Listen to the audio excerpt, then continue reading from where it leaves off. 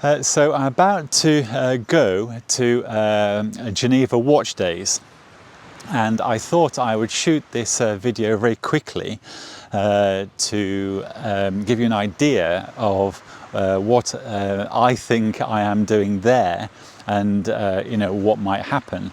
Now, many of you might have heard of Geneva Watch Days, and basically it's a number of the smaller brands. Well, I say smaller, it's basically high-end Swiss brands that have got together, and like Watches of Wonders, they've put together Geneva Watch Days. So people like me, it's basically an opportunity to go to Geneva once again. Really, Switzerland is the home of watchmaking, that and Japan. But to go to this environment, to meet these fabulous watch brands, and also to see their new releases, some of them, for me to also see lots of their releases that they have anyway. But hopefully I'm going to be getting hands-on. Now, hopefully I'm going to be meeting, actually I won't mention the names because I've done this before, and what might happen is I'm late or the opportunity doesn't present itself, and when I'm there, there's a little bit of flexibility where I'm able to meet brands that I didn't expect to meet, and hopefully I'll meet the brands that I do expect to meet.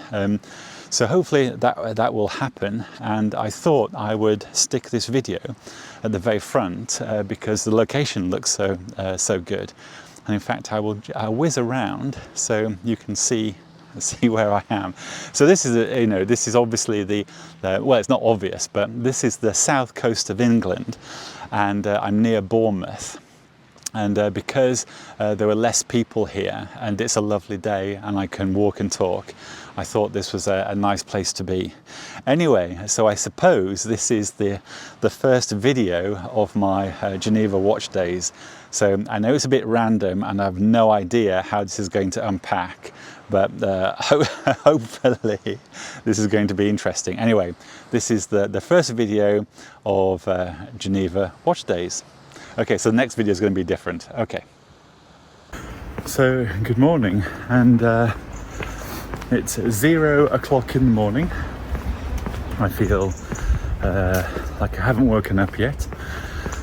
I'm on the way to the train station to pick up a train to go to Clapham, and then Clapham to Gatwick Airport. And yeah, didn't sleep that much last evening, so I am tired right now. But I imagine that at some point I will shove a coffee down me, and hopefully something like a bacon and egg sandwich, which will allow me to regain consciousness, and then I can try to see if I can capture some good content. And if I didn't mention, I'm on the way to Geneva Watch Days. There you go, I even forgot where I was going. Anyway, at that I will say ciao for now.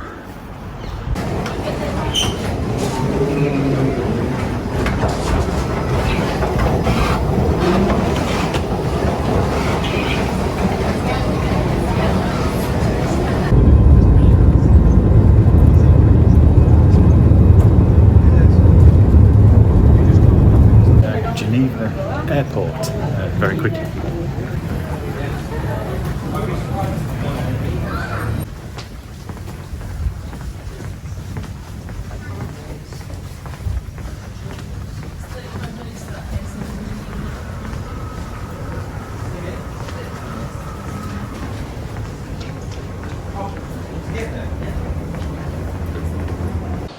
So, hello, and I've arrived in Geneva, and perhaps you can start to tell by the buildings around me, and by the train station. I've literally just walked from the train station, and I'm now walking towards the lake where the Geneva Watch Days venue tent, and where that event is taking place. But I thought it's sort of interesting, you know, where I'm walking. So I thought I would flick on the camera and I'm jaywalking almost. There you go. You can probably tell. Anyway, I survived without killing myself crossing that road. Anyway, I will just flick the camera around actually. So I'm almost there, and I've switched the camera on because we can see the jet. So this is the result of 05300 this morning. Get up, shower, walk, train station, train Gatwick, Gatwick aeroplane, aeroplane Geneva, and Geneva train, and I'm here. So you're literally seeing what I'm seeing as I've made the journey to Geneva. And you know, I do like this water jet. It is very nice. But I thought I would show you exactly, you know, what I'm seeing as I walk to the end of this road. I'm actually 5 minutes from the train station, and then it's a 10-minute journey from the train station to the airport. So this is how cool Geneva is. Now, that's the venue there, I can tell. So I'll walk up to that right now. And I do like Geneva Centre. And if you've seen my other videos, you'll have seen I've been here before. This is very cool. I was going to run then. Let's see if I can. I'm going to make a dash for it. Here we go. One moment, we're over. There we go. And we have the Geneva ferry taxi thing, boat taxis, and I'm assuming all this. Oh no, this is just adjacent to the watch days venue. But I might as well walk up to the tent, and then no doubt I shall see what's going on. But there you go. Look at that. How nice, hey? I mean, it is a super venue here. And of course, it's the end of, the very end of August. And we have got this super weather. And but you will see the tent in a moment. And I haven't been to my hotel yet, look. You can see my bag. I've got a rucksack on and my bag. Anyway, there you go, Geneva Watch Days. This is the entrance, and I will have to put my camera down whilst I walk in here. As you can see, we're here, and I've just turned the camera around, but I'm about to walk in there, and hopefully I'm going to show you as much interesting stuff as I can. And once again, look at this place. Isn't it lovely? Now, I was here earlier this year actually for the Watches and Wonders, so this is very familiar to me. But anyway, I'm going to put the camera down and go in there. So speak in a moment. So I've just walked in the venue, and there is one of the talks taking place by Horopedia, and I thought I'd give you a quick look at where I am, because it is very nice here. And I will flick the camera around. And right now, Marc Andre from Watches TV is speaking. And what I should do is actually listen to this conversation. So I shall do that in a moment. But I thought, why don't I show you the venue? It's super, hey? Anyway, I'm going to put the camera down and listen to what Marc is saying. So I've just walked into the venue, and behind me is a list of all the brands that are here. So what I will do is I will flip the camera around so you can see, and then I will actually go around the pieces that are being exhibited in here. So I'll do that now. So I was going to pop back to my hotel, but it's so cool here, and someone's very kindly just gone and got me a coffee. So I thought I should wait for the next symposium that's in about 10 minutes. But I thought, once again, why don't I show you?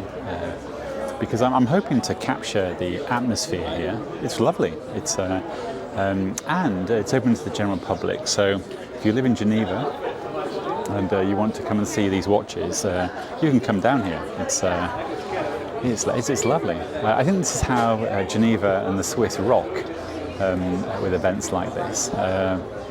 And I've just seen a few of the the personalities in the watch industry. They've arrived, so I imagine they're going to the symposium. Well, in fact, they are, because I've seen their names down.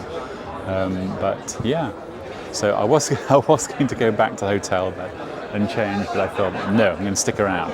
Anyway, it's very nice, and perhaps I will turn the camera around. I will. So this is the view that I have, and I can whiz around. So yeah, so you're looking at what I'm looking at, and it's very, very nice. I mean, it's super. If you like watches and you fancy coming to see some new releases, you can just come here and grab a cup of water and have a look around. It is super, and of course you've got the lake as a backdrop. It is very, very good, and there you go. So I've just popped outside again because it's so nice, and we have the thing in the background, and I thought I want to just come out and see that. But again, I thought I will try and capture what it's like here, and so you might. I walked out here when I first arrived here, but I thought I'd show you again. It's lovely. So you can just come out here and sit down. It's lovely. But let me show you the. If I walk this way, I wonder if I can put the jet in. There we go. There we go. Look at that. It's lovely. In fact, I'm going to flip the camera around. There you go. And I don't know, having been to Geneva a few times now, this lake and this you can walk along here. It's lovely, and you have the boat taxis, and I'm going to find an excuse and go and get on a boat soon, and have a zoomer and just go somewhere for the sake of it to get that boat ride. But once again. Look at that. This is the back entrance of the venue, and it is super. And of course we've got this fabulous weather. It's look at that. Look at that. End of August and Geneva. Doesn't it look very, very nice? Anyway, I'll flip the camera around. I'm waiting for one of the next symposiums to start. It's about in 10 minutes, and I can see a few of the participants are here.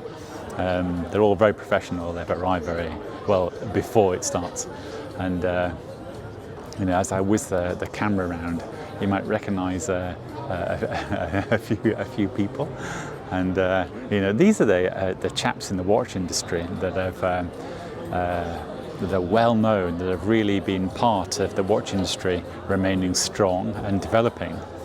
And I always feel that I don't know enough to really talk to them, because I like to be more read about the subject.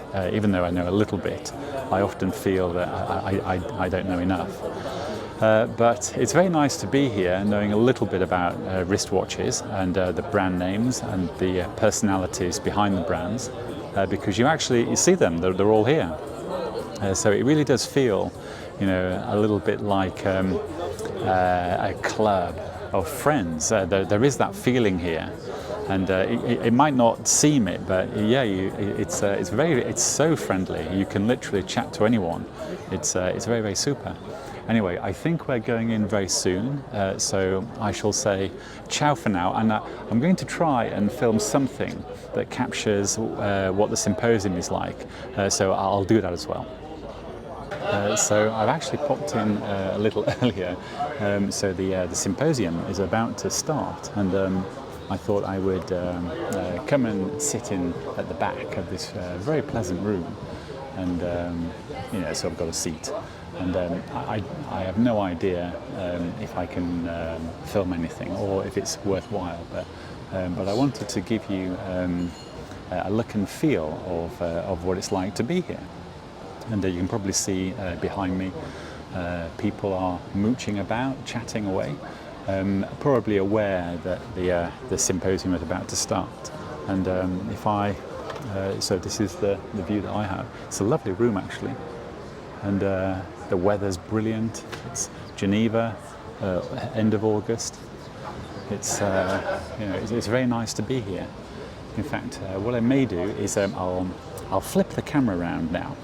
So you can see the guests and the participants of the symposium getting ready to sit down. It's a lovely room actually. You can see I've grabbed a seat at the back, so I can watch people arrive. But I wanted to give you a look and feel for what it's like to be at the Geneva Watch Days. And it is super. In fact, I will just flip the camera around so you can see what's behind me. And it's the main hall part. It's it's very, very nice. It's very nice being here. And there we go. And I'll switch the camera off now, and hopefully I can flick it back on. Or maybe I will let it run a little, but I'll flick it back on. I thought I'd just quickly, I think we're about to start, so everyone is getting themselves ready to sit down. And you can see Wei here and his colleagues. And so this is before the symposium starts. And there you go. I come here for just this. So it looks like we're just about to start, and I wanted to capture this very easy feeling, and it's very chilled here, and it's very interesting actually. And there you go. I doubt because the microphone is on the, it's probably not picking up the ambient noise. But yeah, there you go. Because Revolution, I think, are the moderators, possibly the host. But of course, this is a Wei here. And if you're a watch fan, you'll probably recognise Wei. And he speaks for Revolution. And I like the name. And if you're also, into your watches, you'll probably recognise all the people sat there. There you go. And it's kind of nice being here before things start. I find it very interesting. I don't know if I can actually film and capture what they are saying, but I don't know. Maybe I can. I don't know.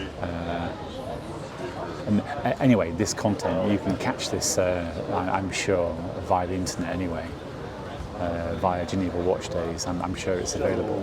But I was wanting to capture the look and feel of what Geneva Watch Days symposiums look like.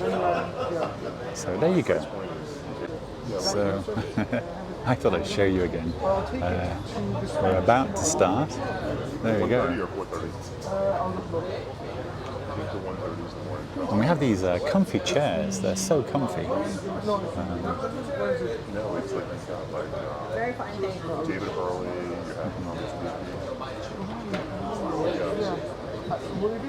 So once again, people are just arriving. It hasn't started yet. It's very chilled. So see who's behind me, and his daughter. They're all French, yes, exactly. So it's interesting to me because the stars of watchmaking today, Swiss watchmaking in fact, can come from many different places. And I've always thought that this wonderful métier in which we work is wonderful because it accepts people from all walks of life, like myself, and many different countries as well. Because as long as you have an individual, We have Konstantin Shakin representing Russia. And we have Arthur Touchot, my co-moderator in this, representing Paris. Ooh. Oh, I don't know. That was very disappointing. Sorry. That was not a great start. Arthur, are they still I know I'm a walking disappointment in Saint-Croix as a Frenchman who is not a star watchmaker, but come on. Arthur, are they still burning the garbage in Paris? I don't know. I haven't lived in Paris in 29 years, so I'm not sure. There are many souls of watchmaking, but one of them certainly has to be Glashütte. It is a city in East Germany which was actually untouched by the quartz revolution, because throughout this entire after the reunification, the watchmaking again. And as I came in, I went to Glashütte original at the beginning, and then I went to Lange & Söhne for a long time. And as I started with Lange, we have been less than 100 people, so the company was really small. And Nomos was working, Glashütte original. Was like, it will sound very cheesy, but the ability to fall in love. Because, you know, I mean, obviously I'm not Chinese, I'm not from there, I don't have any sort of like original, like cultural attachment to the country. But going there, like as a young person, as a young kid initially, for the first, of course, Russia, not Swiss watchmaking, but we have this big history from 15th century, and big story for Russian watchmaking we have in Soviet time. For example, in Soviet time, in Russia has 19 big plants who is produced more than 10 million watches per year. But unfortunately, after Perestroika, all plants bankrupt as time start. Better than even the Americans, certainly more stylishly. So when it came time for Naoya Hida to turn his eye back to his inspiration of watches from the 40s and 50s, he somehow did it better than any contemporary watchmaker today. Mr. Hida-san, tell us about your journey into designing your own watch. I joined the Swiss watch industry in 1990. It's a long time ago. I have lucky enough to work with many Swiss luxury maisons, including Vacheron Constantin, Breguet, Jaeger-LeCoultre, Harry Winston Timepiece, and Louis Narda, many. And rock stars. There are waiting lists that are years long. I don't know for a fact, but I've heard that, for example, your production is 3-4 years in advance now and filled to capacity. Konstantin, I know there's a huge waiting list for your wristband. What happened that you guys suddenly became so desired, and how can you preserve this desire for the future? Christine, please go. Yeah, I think we started in 2008, and really started with a letterbox, and then we set up a production from scratch. We did a construction of a new manufactory building. We developed the first movement, and my wish was all the time to have a real manufactory, to do construction of movements, in-house prototyping. That made people start to understand what it is that you created. No, you mean last 1.5 year, yes? Oh, actually, you can talk about this also, the challenge you've had over the last 1.5 years. No, I think the COVID times, this is trial for me for this situation. No, you know about the political, and of course the last 1.5 year is very difficult both for us, because the main problem, the big problem was the sanctions. Of course, no. For the first, one of Swiss company who is work with us cancelled of work with us. We for a second. Thank you, but I have been taking notes. And one thing that I was curious about has been mentioned by a few members of the panel, including yourself, Konstantin and Christine as well, is working in countries with high watch culture, if I may borrow the term, Benoit. And I think for the most part, enthusiasts realize today, thanks to the scholarship, that many countries have participated to the the evolution. I was prepared to your question and I've been thinking about it. And I don't have one name, oh sorry. But I think in the phases that you go through to set up a business like that, you have different people that are important for you. In the beginning, when you start with nothing, it's your friends. They say the fool, the friends, and the family. But it's your friends that say, okay, well, Benoit, I like your drawing. If you make it, I can buy one from you. Well, you think, okay, I'll go for French wine. Obviously, it's the best wine, isn't it? And if you really know about wine, well, you start to open up and you're completely okay to buy a wine from Chile or a wine from Italy. Maybe 20 years ago it was not done to have an Italian wine on your table. But today it's so I think we certainly, the people here around the table, we are not a good example because our clients are so well educated in watchmaking that the country of origin is of less importance, I believe. That's at least what I understand. Even though, yeah, you have German and Russian and Holland, many different countries here, but I believe that it's a proof that Like R2 show representing the incredible city of Paris. Thank you guys all very much for doing this.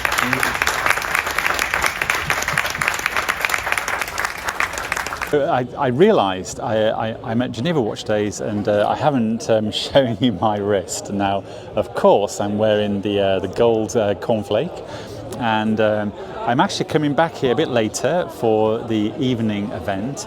And gold is in the title of the event, so I'm obviously going to be wearing a gold G-Shock. Anyway, I thought that was funny, and I thought some people might like it. Anyway, I'm wearing a G-Shock, and there you go.